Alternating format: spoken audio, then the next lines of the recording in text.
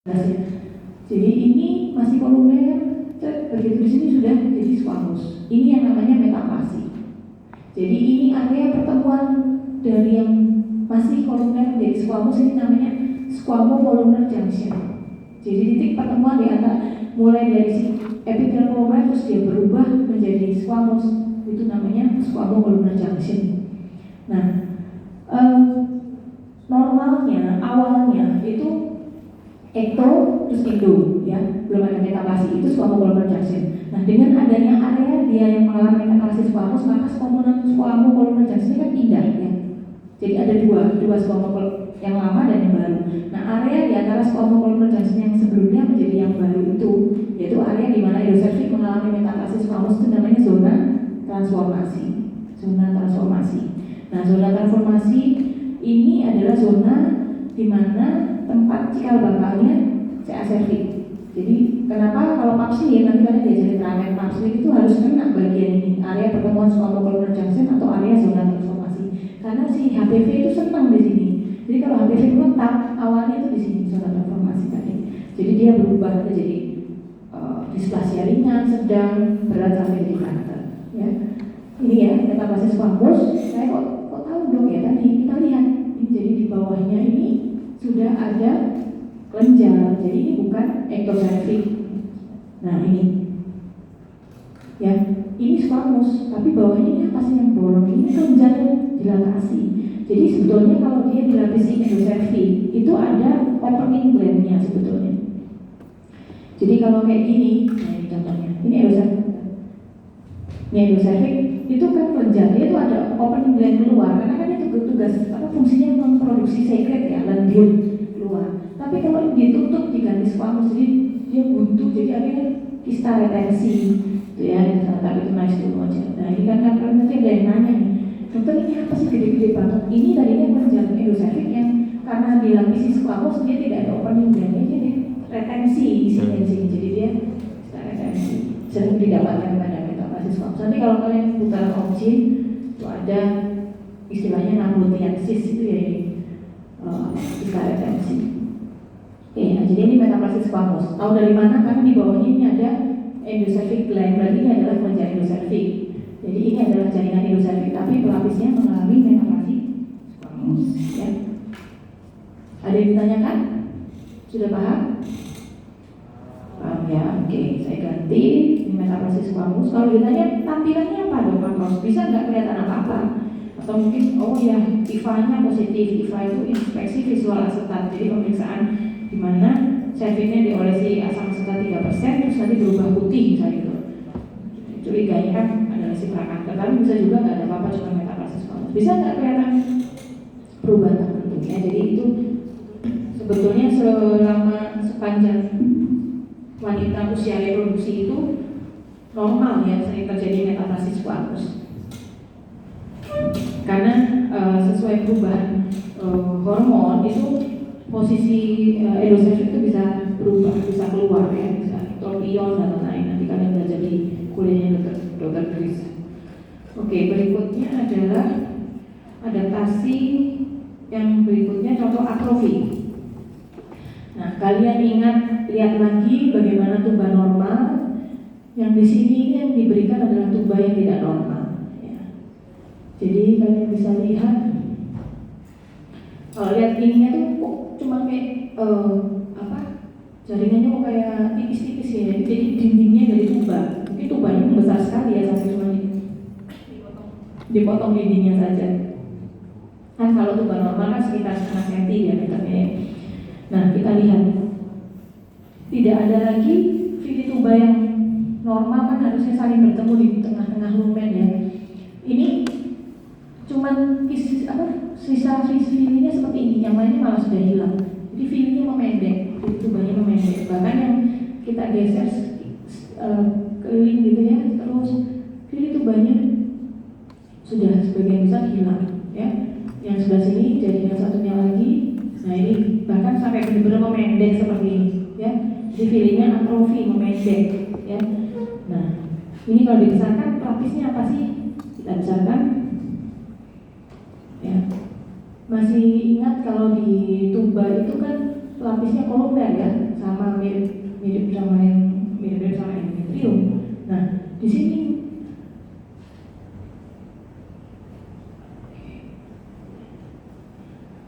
masih ada mungkin yang sedikit agak kolumner, tapi lebih pendek-pendek ya, jadi kuboid dan bahkan ya, lebih pendek-pendek kuboid. Ya, kuboid bahkan dia sampai, nah ini sampai flat, jadi sampai pipih ya. Karena apa? Karena adanya efek mekanik desakan dari isinya cairan di sini ya. Cairan yang kalau di sini kalau misalnya namanya kelainan hidrosalping, berarti ada cairan serus atau jernih yang berada di dalam pengisi lumen sehingga meregangkan dinding tuba. Jadi tubanya itu lumennya jadi melebar, dindingnya jadi menipis ya, sehingga atrofi ini lama-lama menjadi filinya menjadi atrofi memendek ya. Ini contoh dari atrofi tuba ya. Misalnya nggak harus hidrosalping, misalnya ada piosalping, jadi ada nanah di sini, atau hematosalping, darah yang terakumulasi di dalam lumen. Apapun itu yang dia mendesak secara mekanik gitu ya, sehingga si fili-fili ini akan mengalami atrofi ya, memendek ya. Dindingnya juga tipis, kalau kalian bisa lihat di sini dinding tuba jadi menipis ya, harusnya tidak setipis ini. Oke, saya rasa itu lebih mudah. Kita lanjut sekarang ke radang ya. Radang akut. Radang akut di sini apa sih? Contohnya apa yang disebut akut ya?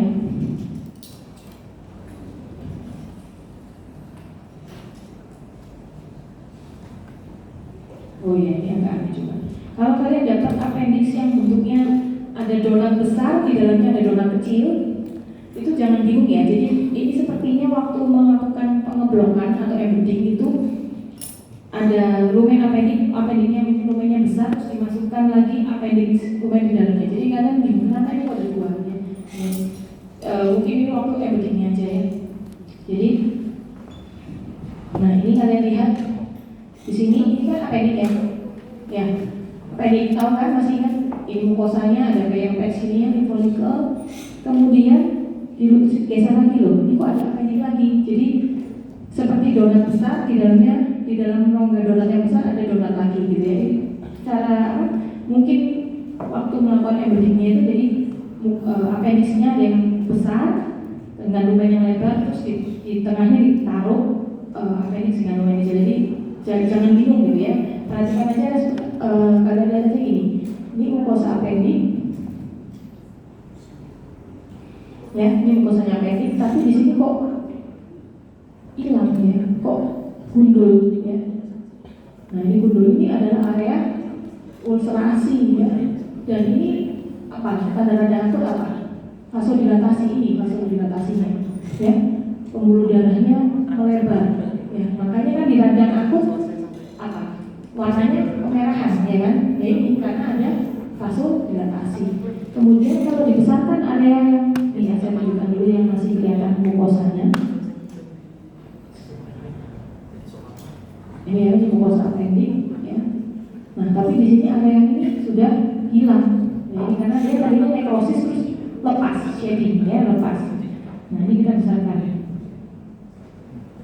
Oke, nah ini biasakan kita lihat ini vasodilatasinya, pembuluh darahnya ya.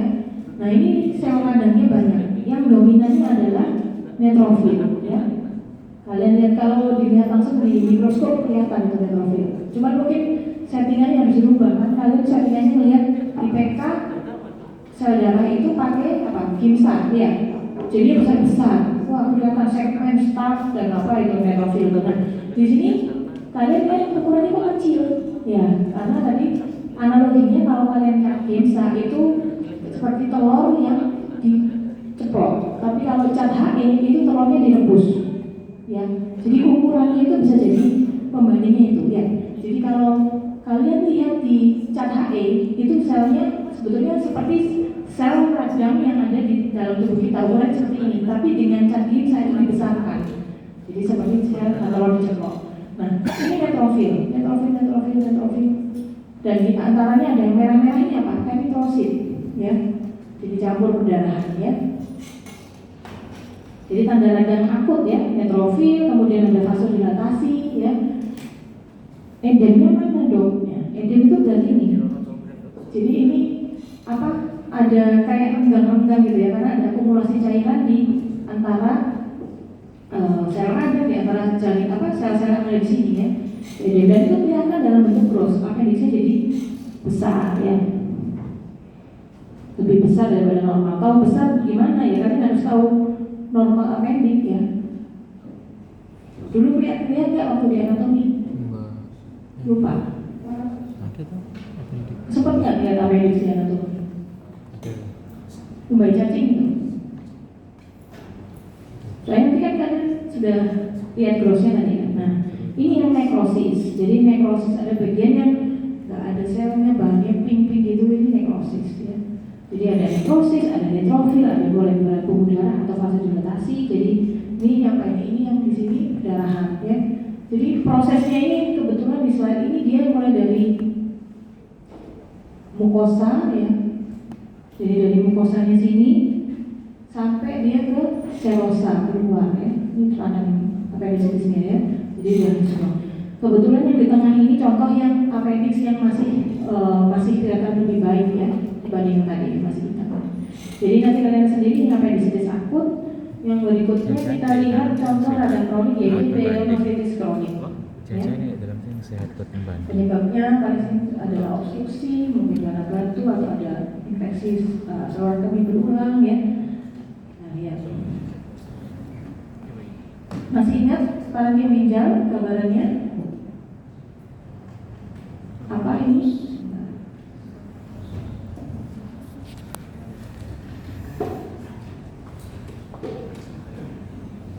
Oke, apa aja yang dilihat tadi pada pyelonephritis kronik?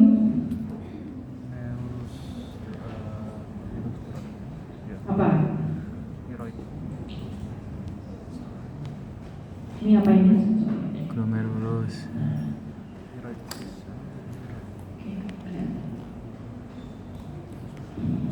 Ini apa? Glomerulus Ya, glomerulus. Tapi di sini kita lihat periglomerulusnya mengalami fibrosis, ya. Kemudian apalagi juga ada glomerulus yang mungkin sudah fibrosis semua. Kemudian ini apa? Yang ini sebentar. Nah ini apa? Tubulusnya, ya. Kita besarkan. Tubulusnya normalnya kan epitelnya lebih volumer ya, kuboid ini lebih pipih-pipih ya, kuboid sampai pipih. Dan lumennya berisi hyalin cast, toraks hyalin. Nanti kalian belajar di PK, urinalisis. Selain melihat ada epitel, ada leukosit, ada bakteri, ya urinalisis kalian juga bisa lihat ada di situ biasanya ada hyalin cast atau toraks hyalin. Nah, gambaran mikroskopik yang menunjukkan tubulus atrofi di mana dilapisi sel yang pipih sampai kuboid dengan lumen yang berisi hyalin cast atau toraks hyalin ini sehingga mirip secara mikroskopik seperti folikel tiroid, ya kan? Nah, itu makanya namanya tiroidisasi. Tapi sekali lagi bukan berarti tubulusnya berubah menjadi folikel tiroid, tidak. Tapi secara mikroskopik gambarannya menyerupai folikel tiroid sehingga disebut sebagai tiroidisasi. Jadi ini sebenarnya tubulus yang atrofi di mana pelapisnya pipih sampai kuboid ini, kemudian lumennya berisi bahan amorf eosinofilik ya seperti koloid tadi ya. Jadi tadi glomerulusnya sudah, tubulusnya sudah, sekarang apalagi pembuluh darah ya. Pembuluh darahnya kalian bisa lihat ini.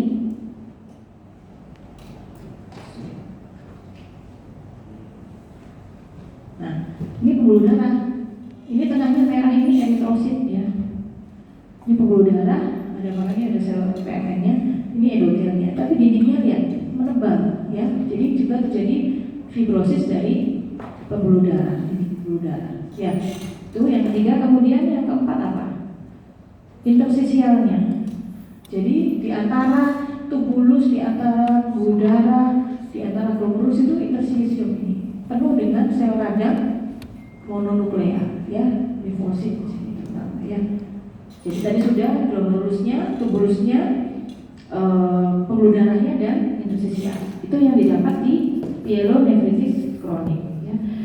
Terkadang kalau sudah lama lanjut itu sampai glomerulusnya itu hilang ya. Jadi ini seperti ini sudah semuanya tergantikan atau replace by scar ya. Jadi kadang-kadang ada yang masih di pinggir, ada yang sudah kelihatan sampai seluruh glomerulus itu digantikan oleh fibrosis. Ini ya, awalnya dari pinggir, lama-lama semua sel mesensial dan lain digantikan oleh fibrosis. Maka sampai semua ini nanti fibrosis. Nah, kalau seperti itu otomatis tergambarkan dari fungsi ginjalnya yang menurun ya, karena fungsi filtrasinya sudah tidak bisa dilakukan lagi. Oke, tahu ya sudah pielonefritis kronik. Selanjutnya adalah terakhir ini radang granuloma benda asing, yang foreign body granuloma atau foreign body reaction. Ini saya tunjukkan yang saya punya. Nanti mungkin kalau ada yang punya lebih saya bantu juga demokan di depan ya. Ada yang punya lebih dari satu ya foreign body-nya. Itu contoh yang berbeda. Oke, ini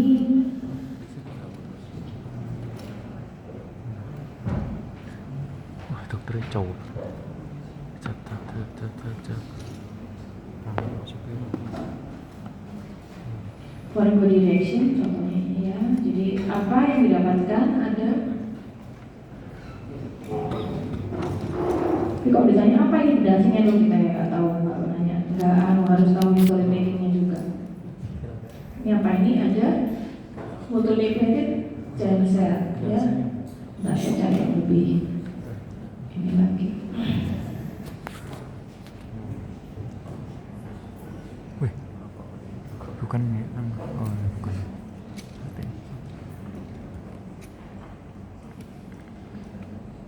Ini ada squamous-nya ya, ini sepertinya entah dari kulit atau dari mukosa.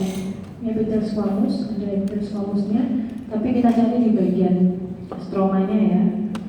Ada bagian yang kalian bisa kelihatan. Nah, ini benang nih. Ini ada benang, rupanya ini benang. Jadi mungkin dia ada riwayat pernah dioperasi sebelumnya. Nah, ini kelihatan nggak? Yang kayak garis ini. Kalau kalian gerakan mikrometer itu seperti kristal apa? Kayak ada refleksinya ya. Ya, itu mungkin bisa di layar monitor. Ini saya gerakan mikrometernya kan kelihatan ada kayak refleksinya gitu ya. Nah, ini adalah benda asingnya, benang ini sepertinya ya, benang yang non absorbable. Dia akan dikelilingi oleh ini, ada giant cell, multinucleated giant cell. Ya, ini apa epiteloid histiosit itu yang kecil-kecil ini yang kalau ada yang dia bergabung di sel raksasa. Ya, kadang-kadang bisa padat limfositnya ya. Ini lama-lama kan juga fibrosis juga, dia dikelilingi fibrosis. Tapi ini kebetulan kelihatan benda asing ya. Ini di beberapa tempat, mungkin ini dulu riwayatnya area ini pernah pasien ini pernah dioperasi, kemudian memberikan reaksi benda asing.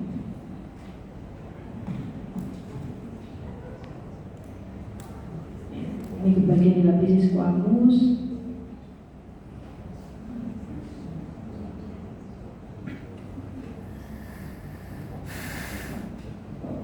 Ini yang lain juga ada di sini. Nah, ini juga ada benda asingnya.